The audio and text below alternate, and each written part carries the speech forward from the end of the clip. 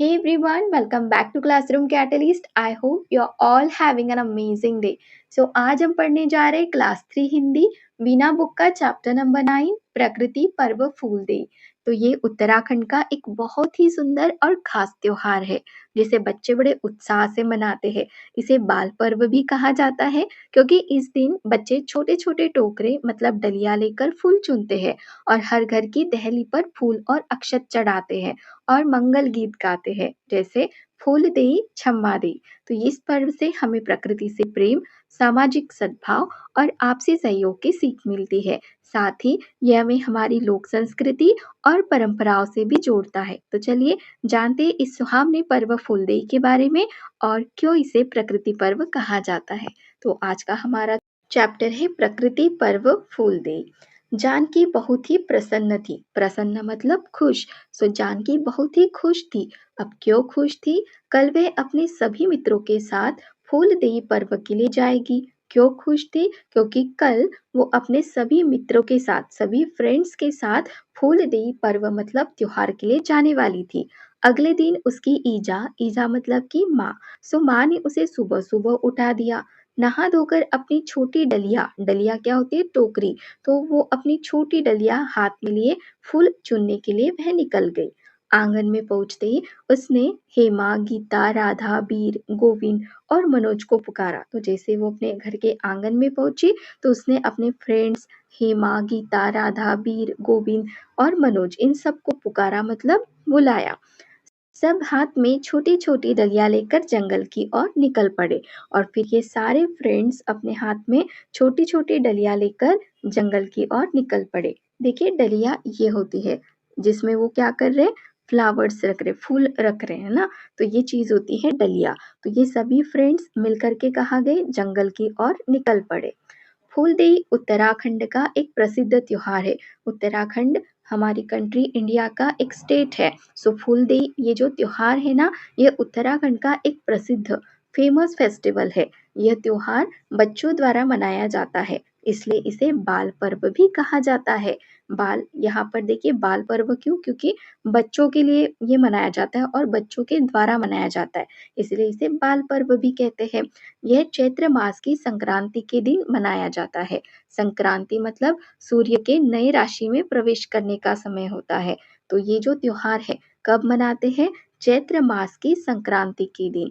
चैत्र माह हिंदू नववर्ष का पहला महीना होता है। चैत्र मास क्या है? हिंदू नववर्ष का पहला महीना होता है। फूलदेई वसंत ऋतु के आगमन का प्रतीक है। प्रतीक मतलब चिन्ह या फिर निशानी। तो फूलदेई ये जो त्योहार है ये वसंत ऋतु के आगमन का मतलब आने का प्रतीक है, मतलब चिन्ह है।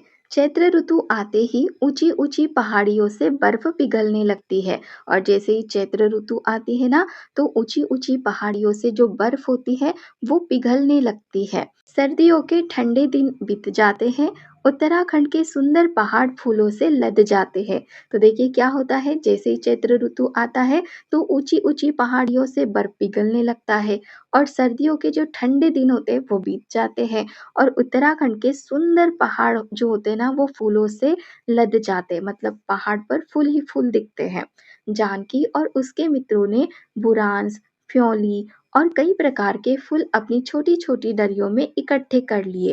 तो यहाँ पर कुछ फ्लावर्स के टाइप बताया, बुरांस हो गया, फ्योली हो गया। तो इस टाइप के फ्लावर्स मतलब फूल जानकी और उसके फ्रेंड अपनी छोटी छोटी डलियों में इकट्ठा करते हैं। अब ये टोली, जिसे फुलारी कहा जाता है, हर घर के मुख्य द्वार की दहली पर रुकती, अक्षत और फूल डालती और गाती जाती। तो देखिए यहाँ पे बोला है कि अब यह टोली, टोली किसे कहेंगे? क्योंकि जानकी और उसके फ्रेंड्स भी साथ में, तो इसे कहते हैं टोली, जिसे फुलारी कहा जाता है। फुलारी मतलब क्या? फूल लेकर घर घर जाने वाली टोली। ठीक है। हर घर के मुख्य द्वार की दहली पर रुकती, अक्षत और फूल डालती। तो ये फुलारी मतलब ये बच्चों की टोली क्या करती? हर घर के मुख्य द्वार जो मेन डोर होता है ना, उसकी दहली मतलब मेन डोर के बाहर वाला जो पार्ट होता है उसे कहते हैं दहली। दहली पर रुकती, अक्षत और फूल डालती और गाती जाती। अक्षत क्या होता है? चावल, चावल के दाने होते हैं ना, वो होता है अक्षत। तो चावल के दाने डालते, फूल डालते और गाते हैं। क्या गाते हैं? फूल देई छम्मा देई दैनी द्वार भर भाकार, ये दिल्ली के बारंबार नमस्कार फूले द्वार। तो इस तरीके का गीत वो गाते हैं। फिर आगे बता देखिए पिक्चर में ये होती है दहली। तो दहली पर क्या करते हैं, चावल के दाने और इस तरीके से फूल डालते हैं और साथ में गीत भी गाते हैं। तो इस गीत का अर्थ क्या है, देखिए इसका अर्थ है आपकी दहली फूलों से भरी रहे, मंगलकारी हो, सबको क्षमा प्रदान करे, सबकी रक्षा करे, दहली और घर में समृद्धि बनी रहे, सबके घरों में अन्न के भंडार भरे रहे। तो समृद्धि मतलब क्या होता है, खुशहाली या धन धान्य से भरा होना। तो उस गीत का ये अर्थ होता है। सभी घरों में फुलारी के आने की तैयारी की जाती है। घरों को पूर्णतः स्वच्छ करके दहली को गोबर मिट्टी से लीपकर तैयार किया जाता है। तो सभी घरों में फुलारी के आने की तैयारी की जाती है क्योंकि सबके घर में फुलारी जाने वाली होती है। तो घरों को क्या करते हैं, पूर्णतः मतलब पूरी तरह से, सो घर को पूरी तरह से स्वच्छ करते हैं। दहली को गोबर मिट्टी से लिपकर तैयार किया जाता है और फुलारी जब गाकर अपना आशीर्वाद देते हैं, फुलारी मतलब वही बच्चों की टोली जब गाना गाती है और अपना आशीर्वाद देती है, तो हर घर से उन्हें क्या मिलता है, चावल, गुड़ और भेंट के रूप में पैसे दिए जाते हैं। जानकी और सभी मित्र दिन भर दहली पूजकर बहुत थक गए थे, पर वे बहुत प्रसन्न थे, मतलब वो काफी ज्यादा खुश भी थे, थके हुए थे लेकिन खुश थे। इस तरह फूलदेई का त्योहार उत्तराखंड के अलग-अलग क्षेत्रों में 8 दिनों से लेकर महीने भर तक चलता है। बच्चों द्वारा एकत्रित किए गए चावल और गुड़ को मिलाकर बच्चों के लिए हलवा, छोई या साई व पापड़ी जैसे अन्य स्थानीय व्यंजन बनाए जाते हैं।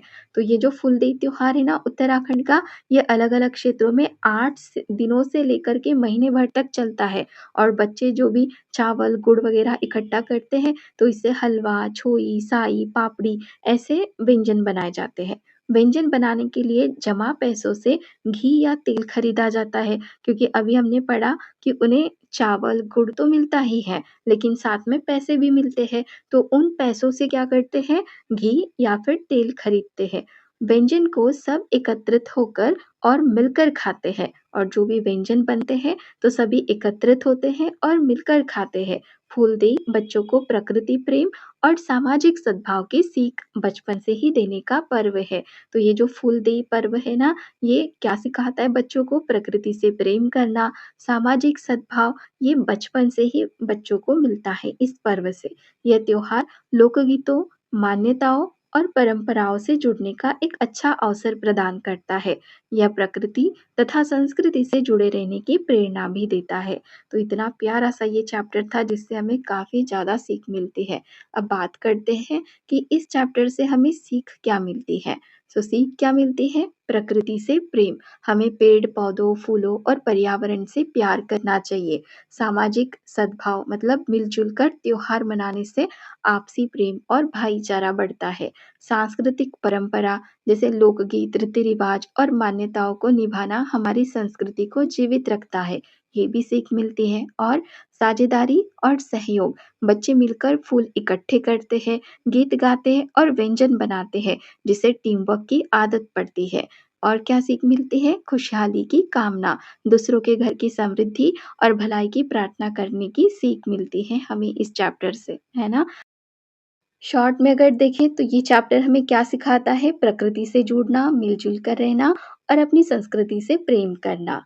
अब इसके कुछ क्वेश्चन आंसर्स बचे हैं तो ये हम नेक्स्ट वीडियो में डेफिनेटली करेंगे। So if you really enjoy this video and are fun learning with us, don't forget to hit that subscribe button. Join our Classroom Catalyst family so you never miss out on next video. And give this video a thumbs up if you really like it.